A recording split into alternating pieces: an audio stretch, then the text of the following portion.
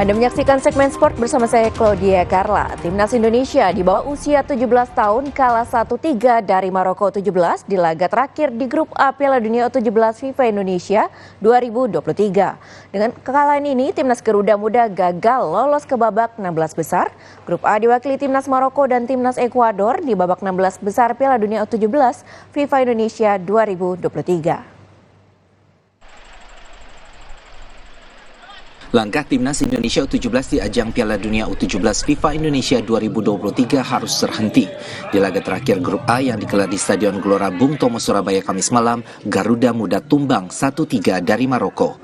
Dengan kekalahan ini, Iqbal Gwijangge dan kolega gagal lolos ke babak 16 besar.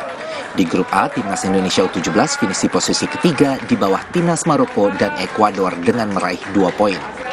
Permohonan maaf buat kita sepak bola di Indonesia karena tidak bisa pertandingan dan tidak bisa juga mempertahankan seri yang seperti biasa kita lakukan sebelumnya.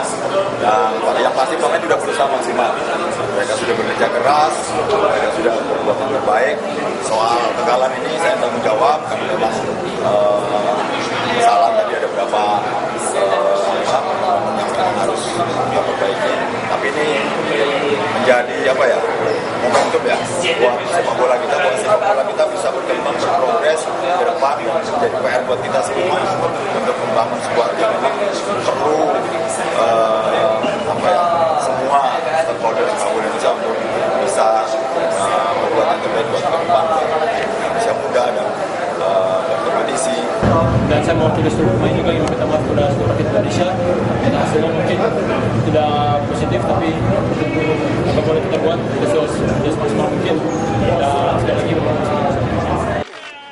Bagi Maroko, kemenangan atas Timnas Indonesia membawa mereka keluar sebagai juara grup A dan Ekuador yang hanya bermain imbang dengan Panama finish di posisi kedua. Maroko dan Ekuador lolos ke babak 16 besar Piala Dunia U17 FIFA Indonesia 2023 sebagai wakil dari grup A. Mahendra Triginanjar, Kompas TV Surabaya, Jawa Timur.